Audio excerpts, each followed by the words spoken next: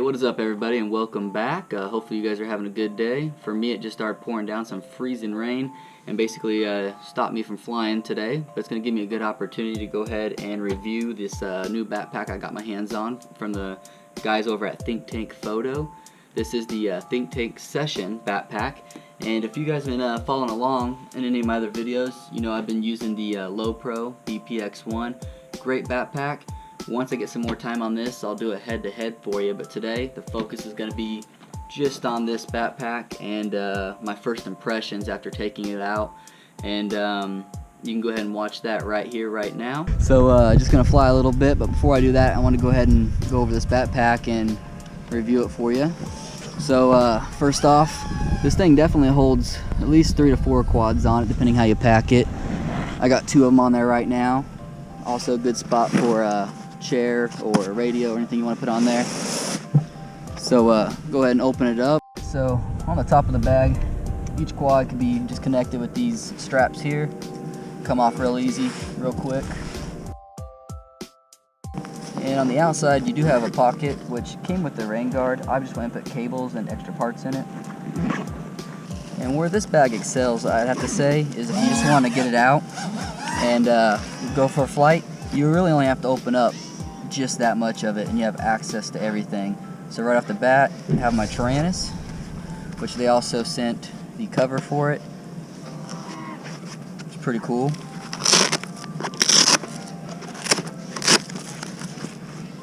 So this allows it to protect your gimbals. Has a nice pad in the inside.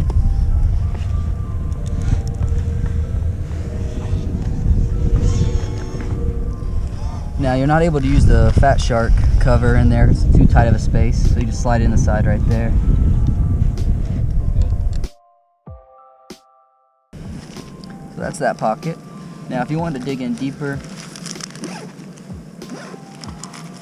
I have all my propellers here, extra parts here, so straps, zip ties, extra arm. This does unzip from both sides depending how you're laying it out. In the bottom here I have my charger, just enough space for that. They also sent some battery pack covers, so you could use these to keep maybe all your good ones and then all your used ones, or however you want to do it. And then I also have my spare parts, my strap, and my screen. So this backpack, I definitely have to say, it goes by its name. It's the Session, and it's good for going out and having a good flight session, because this is about everything you're going to get in it, but it's enough to have a blast.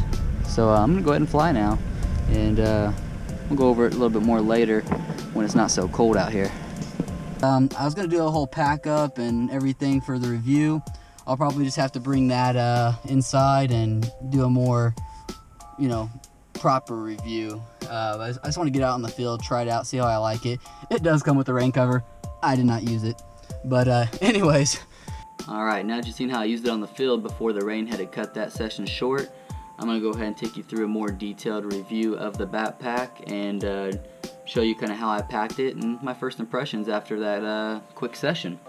So right off the bat, you can see I have my quads packed on the outside. They make it really easy with this backpack. There is straps provided, and you can fit another quad here. You can fit a quad here on the bottom. There's different ways you could do this, and they unsnap with ease. Comes right off. Alright, we'll lay these aside.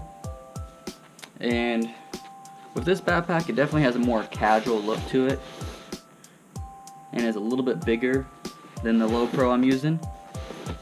So let's go ahead and dig into the outside pockets. So on the side, you can fit a drink pocket. I have a stand for my GoPro. On the other side, I have another drink pocket, or tripod pocket. I'm using it for my charger. And at the bottom here, which I actually missed until I watched another video and found it, and I'll have that video right here. Inside this pocket, I have the rain cover. which does have a cable that allows you to attach it to the backpack so you can pull it over and off when needed. That would have been helpful about 30 minutes ago. And at the top, we have another pocket here. And in this one, I'm storing cables for tuning, charging, just quick accessories, batteries for the GoPro, things like that. Alright, so let's go ahead and dig inside. So what's cool about this backpack is if you're taking it out for a quick session, you do not have to dig into it completely. You open up just this first half right here, flip it over, and you have access to everything you need. So you have your radio, which I'm using the Taranis, and they sent over their Think Tank radio cover. Helps protect it, because when it's in this area here, your gimbals are not going to be protected when you're carrying it. They're going to rub against this and it can wear them out quicker. Something I may suggest, if you do not want to carry around this, you can get those 3D printed gimbal covers and save a little room sliding your Taranis in there. So, I'll show you how this works. This is definitely some quality material. It has a nice pad inside there and fits the Taranis just perfectly, even with a stand on the back. Alright, now you have your goggles right here on the side. Now, once again, same issue I ran into with my first backpack was could not fit the cover that protects these goggles with the Taranis in here as well. This backpack, you could definitely modify. Everything is Velcroed, so maybe with a little bit of adjustment you might be able to get it in there, but again, for quick access, definitely good placement. Then you have, let's go ahead and open it up all the way here. So just zip it down just a little bit more, and it opens up all the layers here in this backpack and how they have it laid out. It's pretty awesome. So right off the bat, the first layer, you have some netting and some elastic bands. Using the elastic bands for my tools. Battery checker, another Fat Shark battery to save me if my other one goes out, and my extra antennas. Then I have my travel charging station, and that slides just right in underneath there. It's a very slim spot, so fits it nice and tight, which I like, which also carries my charging brick and power cable. So all that's right there. Then the next one down, you have some more elastic bands, and I just have my tool for changing my props right there, since it's deep enough to slide it all the way down flush. Then another cool thing they sent over was these battery packs. Now it only holds 4, but there's many things you could do with this. You can have multiple sets of them in your backpack, so I got 2 sets here. You could, you know, if you're just going to go for a quick session and bring 4 batteries, you can have them in one and then transfer them over to the other one, you know, when your batteries are dead. When I was out in the field, what I thought was pretty cool is once it was gone, I just flipped it upside down, and that was a good way for me to know that that battery is done. So just an option. If not, you could just toss your batteries right in the backpack. And next thing, I have my strap, my tool case, and with that in there, there's plenty of room to actually fit more tools or anything else you need to fit. Also got my screen, and next layer down, my propellers. Got a bunch of 5-inch and some 6-inch in there, and I mean, you can fit a lot more. This bag is definitely spacious. Only thing I wasn't able to fit, which I did mention, was first off the Fat Shark thing. Once you stuck that in there, your Taranis radio without the cover would work with the gimbal protectors, but with the cover you are not going to get this in there. So just something to think about when you decide on this backpack which direction you're going to go and which is more important to protect, your Taranis or your Fat Sharks. The other thing I have is my Tiny Whoop case, which holds all my batteries, my Tiny Whoop, and some charging accessories. This backpack definitely can fit it, but you're going to have to make some decisions. You know, maybe you take less batteries, but take your Tiny Whoop, or less propellers. But just something to think about as far as packing. Again, it is called the Session, so it's good for taking it out for a nice good session and bringing it back. If you're going to travel, they have a larger one where you can pack all this and more, so keep that in mind. It definitely fits its name. And then up here on the lid, you have a stretchy pocket that just, you can throw anything in there. I've thrown some battery covers. You can throw your trash in there while you're out on the field. More propellers, whatever you want. Just kind of a grab bag.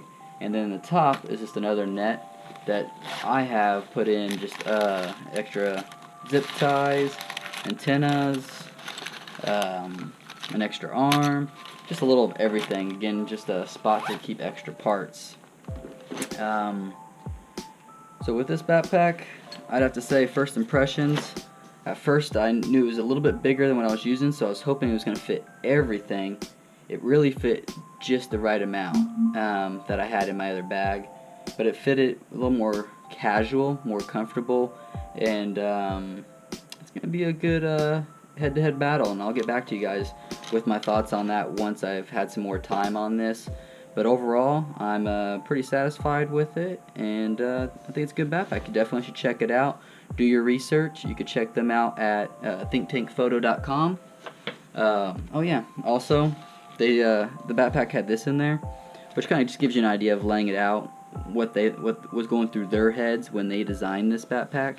And shows here, for example, you could fit a 8-inch tablet, maybe a small laptop. They also have a FPV action camera pouch on their site, which holds your GoPro. And they also talk about using a lipo-safe pack in here, so they definitely were thinking about FPV when they designed this, and I think they did a good job. And if you're looking for a more casual backpack that doesn't stand out, this backpack will definitely do it for you. The Low Pro is going to be a little bit more edgy, a little bit more stiff, so I'll save that for the other review when we put these up against each other. Hopefully you guys like this review, and go check out the vlog I just posted with me using this, and come back for some more. Please like and subscribe so I can get more of these videos out for you guys, because I definitely enjoy doing this. Thank you. Later.